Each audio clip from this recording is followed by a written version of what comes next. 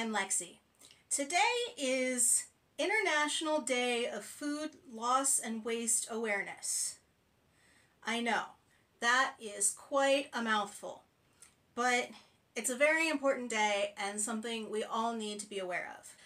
I talked quite a bit about this last year, but like so many things in this world, it's still a problem, and I'm sure will continue to be for many years to come, so it deserves our continued attention. In America, something like 30% of the food purchased goes to waste, and I find that completely unacceptable.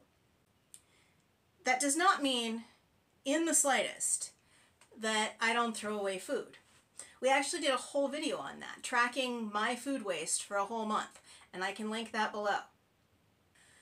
But I do try to be aware of when I'm throwing out food, or excessive amounts of food especially, and I try to look for ways to not waste food, to repurpose things, or to use parts of food or things for food that people don't necessarily think of.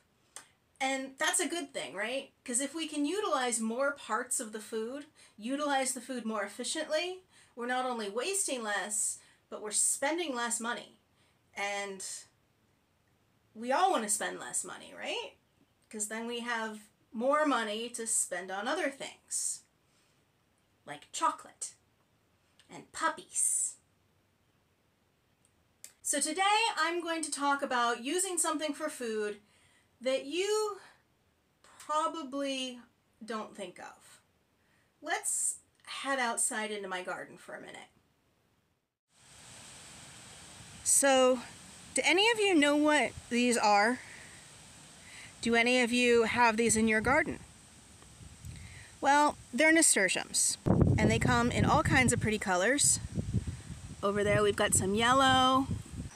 Here we've got some peach. These are probably my favorites. And you can get bright orange and all kinds of colors. So my guess is a lot of you have these in your gardens or in your yards.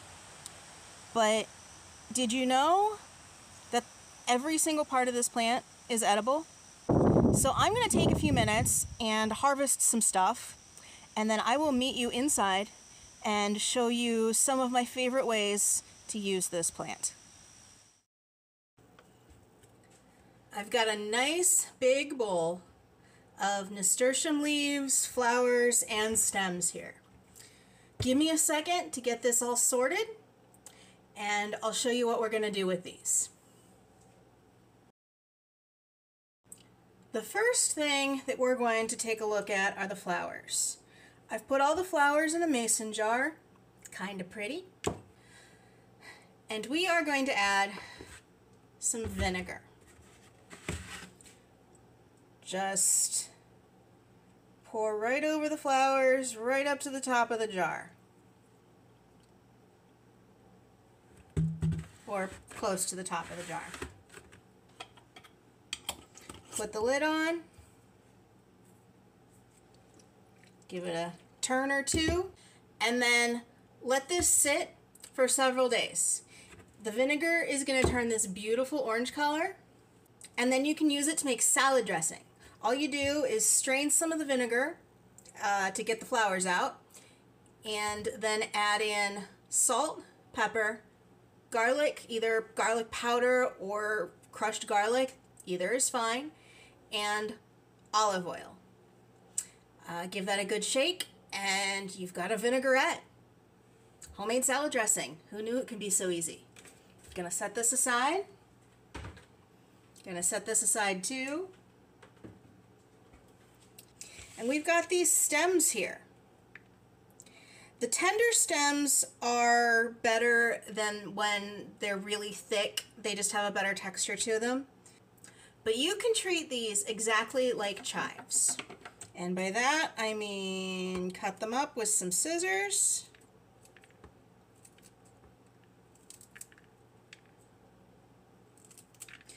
Hold them in a less awkward way than I'm holding them.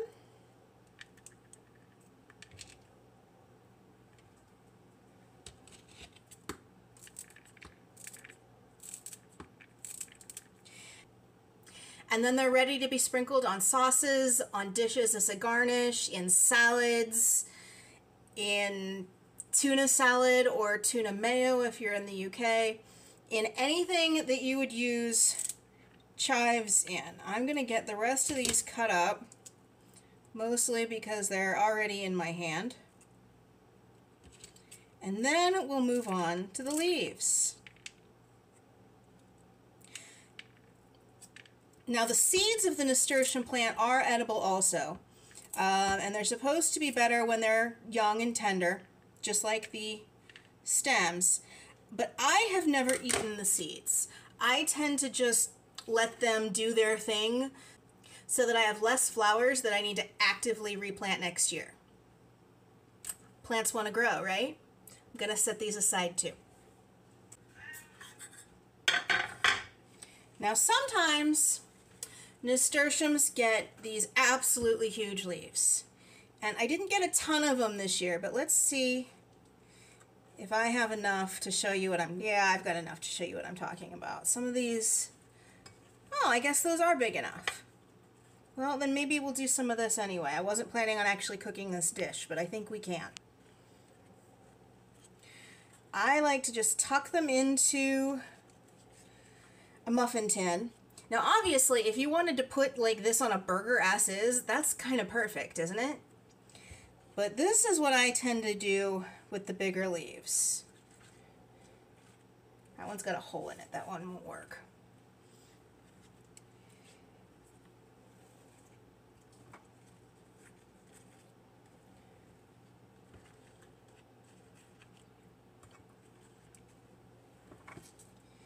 I like to tuck them in, that one's too small, tuck them in a muffin tin. It's kind of important they come all the way up. And then what I do is crack in some eggs. Now clearly I don't have enough eggs here. So I have 5 eggs. We'll just do 5 of these. We'll take the 5 big ones. Those can go for the next project. Just crack the egg in. Now if you want, you can mix these eggs with a bit of milk and some other vegetables like chopped up onions, peppers, and do miniature quiches. Or you can just do the little egg cups. Like I said, this was not something I was planning on doing because I didn't think I had enough big leaves. So we're just going to do the egg cups and not the mini quiches. But I will leave a recipe for how to do the mini quiches down below in the description. There. Each leaf has an egg cup, and then these are going to go into a 350-degree oven. Let's check them after 25 minutes, shall we? Let me clear this out of the way. And we have one more thing that we're going to do with the nasturtium leaves. And this one might just be my favorite. So, I've got all the leaves here in my food processor. Need to pack them down a little bit.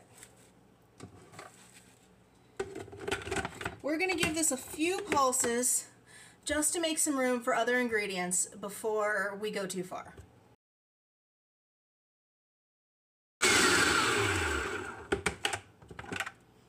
Now that really only succeeded in chopping up some of the leaves on the bottom, but it gave me room to push that down. The first ingredient we're going to add to these leaves are some walnuts. Has anyone guessed what we're making yet? I like to put the walnuts on top because they've got some weight to them and they help to push the leaves down into the blade. Might add more than that, not sure yet.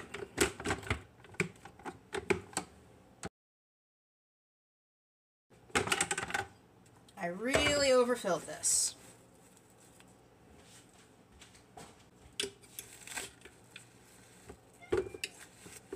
You know what? I usually do this in smaller batches. I planted a whole lot more nasturtiums this year than I ever have before. And I thought the food processor could handle it all. But it is really not looking that way. So we're going to do this in batches.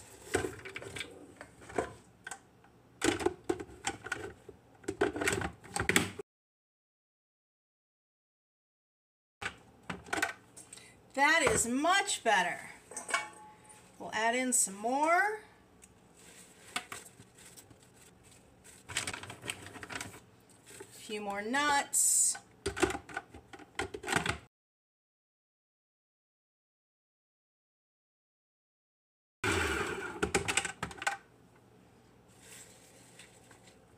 I think the key is to not pack them in very tight.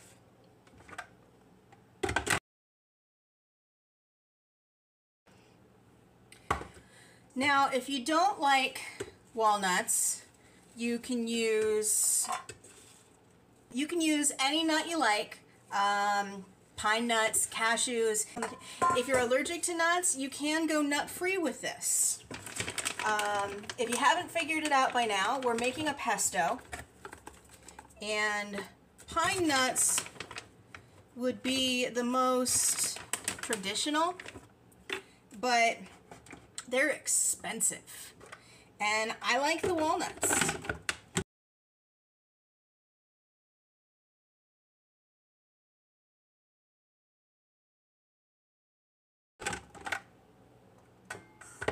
Okay, next we're going to put in some garlic. Let's move this over here so you can presumably see what I'm doing here, and I'll bring the cutting board back. See, we've got an awful lot of nasturtium leaves in there.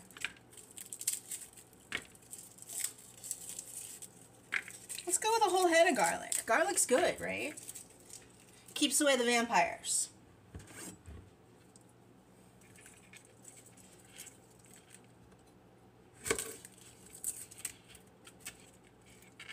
Now, I know that so far I've kind of glossed over putting nasturtium leaves in a salad, but that's perfectly doable. They're completely edible in that form too. I mean, obviously they're not getting cooked here, they're still being eaten raw. So you can put these in a salad. They're quite tasty. They have a real peppery flavor, like arugula, or if you're in the UK, rocket. Why do you call it rocket? If you know that one, let me know down below. Always interested in food differences.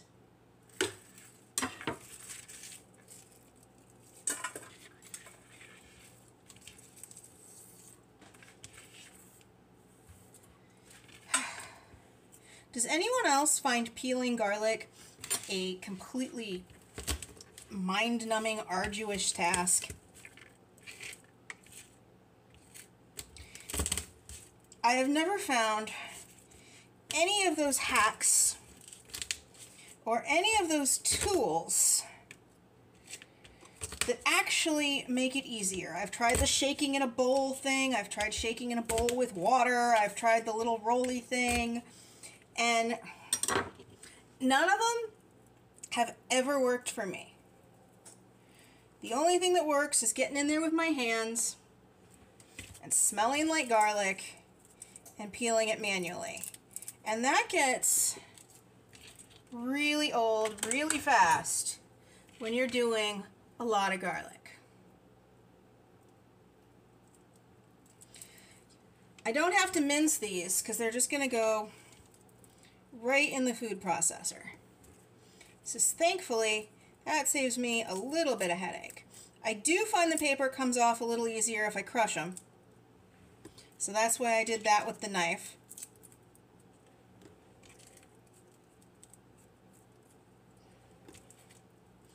Hopefully I'm not going to regret adding so much garlic.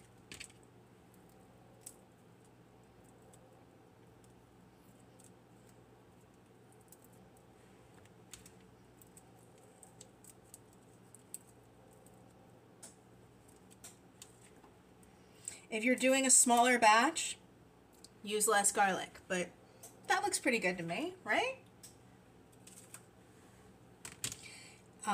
Then we're gonna need some salt. Pretty good. Couple of pretty good sized pinches of salt. And let's give this another few pulses.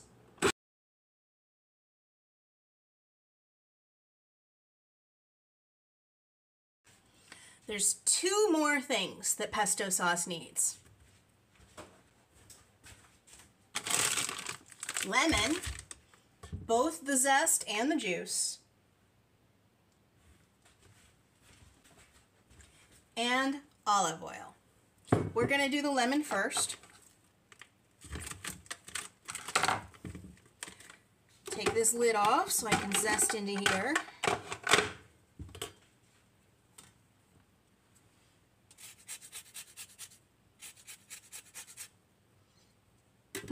Probably should take the sticker off.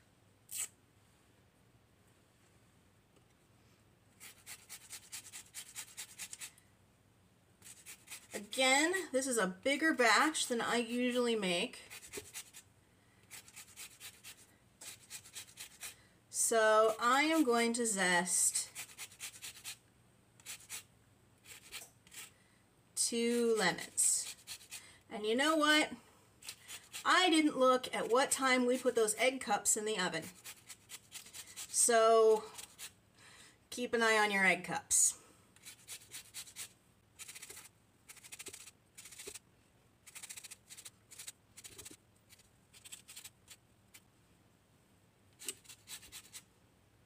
Okay, well, I will be right back after I zest the second lemon.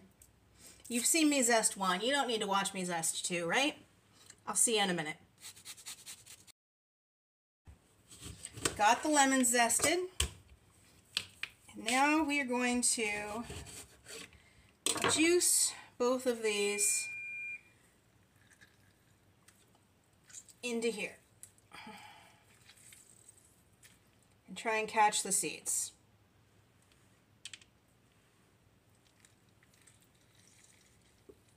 Do any of you have one of those lemon juicer tools at home? Are they worth buying?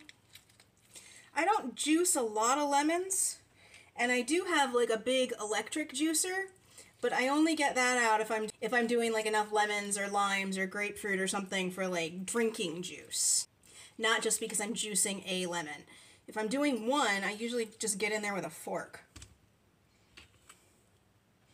But I could see how one of those tools would be handy. Oh, that was a seed. That was 2 seeds that snuck past me.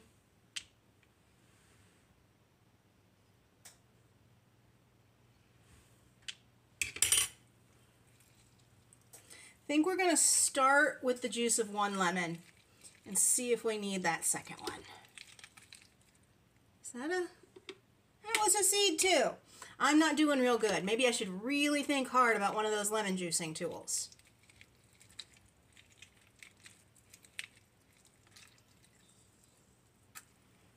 Okay. And where'd my lid go? Give this like 2 or 3 pulses.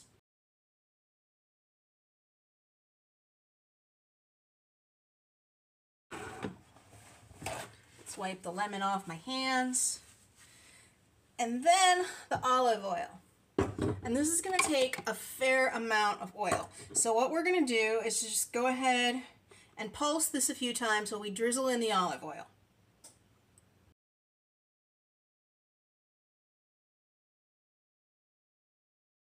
Take a look at this.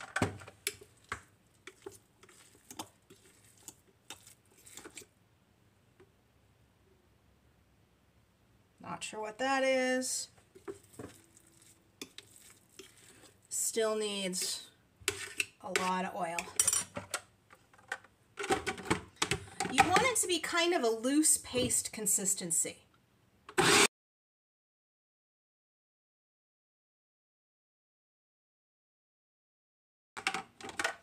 That's starting to look better.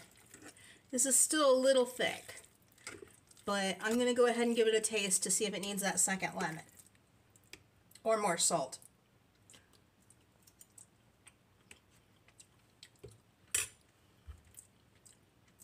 Yeah, I think both. I think it needs another pinch of salt. That's a big pinch, huh? I know. And I think it needs this other lemon.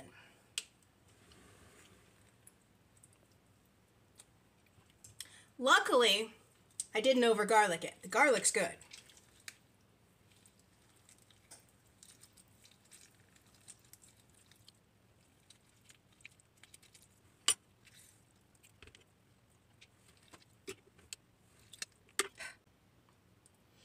Okay, you've talked me into it. I'm gonna go look at those lemon juicer tools.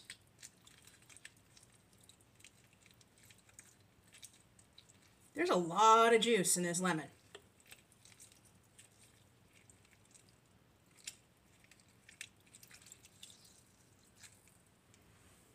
I'm gonna rinse my hands. I'm quite sticky.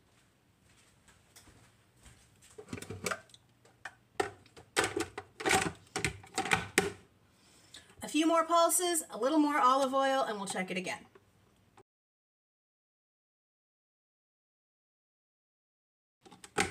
I'm just realizing that there is a decent chance this isn't in shot. It's sort of in shot. I'm much shorter than the camera. But you could not see me adding olive oil. So far I have added almost this whole bottle. To do a big batch of pesto, it does take a lot of olive oil. But don't worry about it. You're not going to be eating this stuff by the spoonful. You're going to put it on pasta. You're going to put it on chicken. You're going to smear it on some garlic bread. It's delicious. Maybe on a sandwich.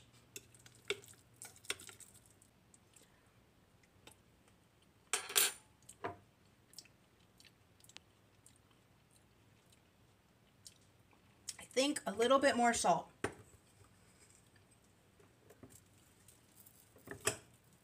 And we'll call it good. And now, because my hand was wet, the salt is sticking to my fingers. That's enough oil, though.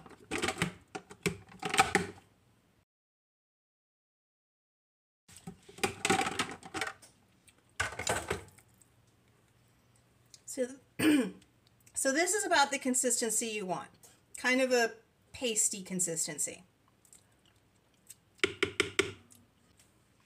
And then I am going to spoon this into half-pint jars because that is about the right amount of pesto for my household. And I'm going to try to not spill all this delicious goodness everywhere. And I'll wait for those egg cups, and then I will see you. So I brought out some pesto in the usual location and one of these egg cups to give a try. Usually I do make these into quiches, like I said, and those instructions will be below. But if you're short on time, this is easy.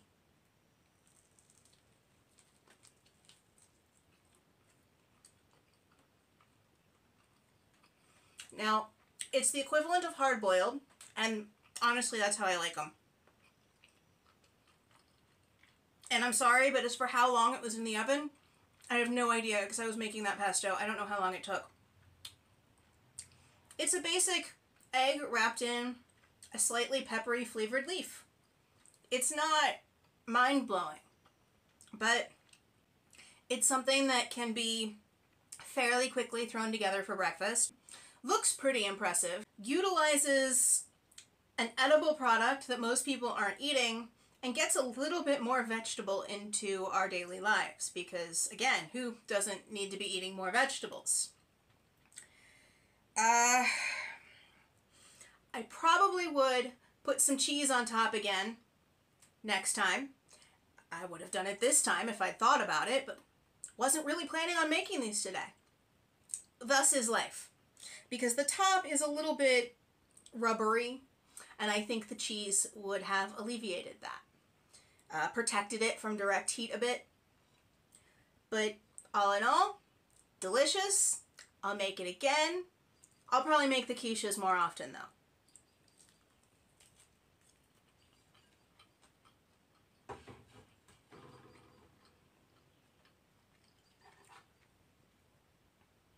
And this is our nasturtium pesto. So out of that big batch that I did, I got 4 half pints and this little jar. This is a 1/4 pint jar. The 4 half pints I put in the freezer so that I can use throughout the year. If you remember back to our lasagna video, I used a jar of this pesto when I was making that. Well, not the pesto I made today, but the batch I made last year. To freeze it, all you have to do is put the lid on real loosely. Remember, things expand when they freeze. So you want to put the lid on loosely until it freezes. That way the air can escape and it can expand somewhere. And then tighten the lid down. And it'll stay frozen. Well, I've had the last batch for a year and it's done really well. So let's give this just a taste.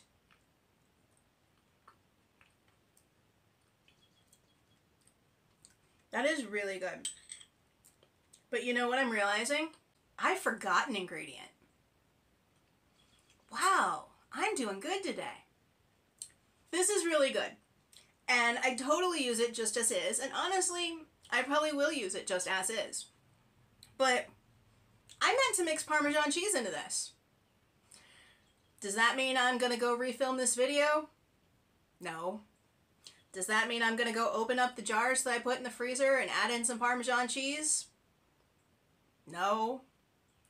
Does that mean when I thaw them out to use them, I might or probably will add some Parmesan cheese to it at that point? If I remember.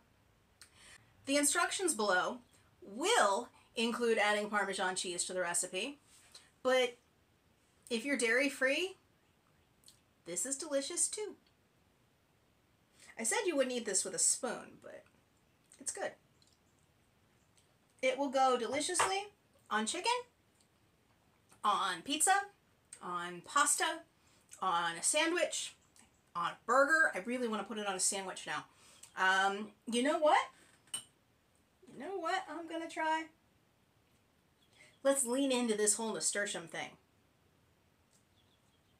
Pesto on an egg bite.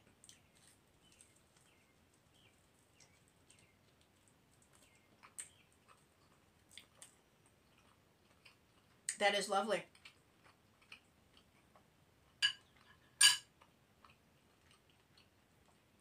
The acid from the lemon, the richness from the olive oil, goes beautifully.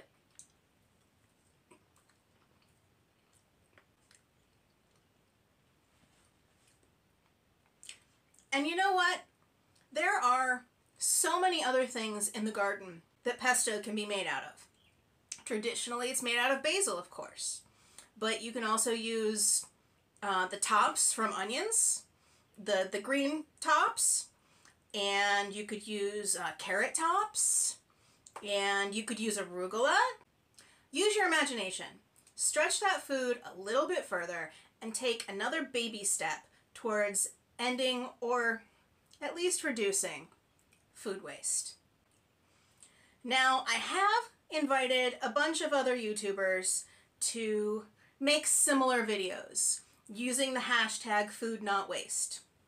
Not sure if they did or not. I hope they did. I think it's a worthy cause. But search for the hashtag. See if there's any out there. And if you're a YouTuber and if you'd be interested in doing a food not waste video, drop me a line on my Instagram. And next year, when this time rolls around, I'll send you an invitation and we can talk about it. Or you can just do it. But like I said, it's a worthy cause. It's something that more people really need to be thinking about. And it's that bandwagon that I'm inviting you to jump on, that soapbox that I am pleased to get up and stand on for a while. But you're probably sick of hearing me stand on my soapbox. So I'm gonna get down and we'll talk more about this next year. If you enjoyed this video, please give me a thumbs up. And if you haven't already, please subscribe. I'd really appreciate it. And as always, I'll see you in the next one.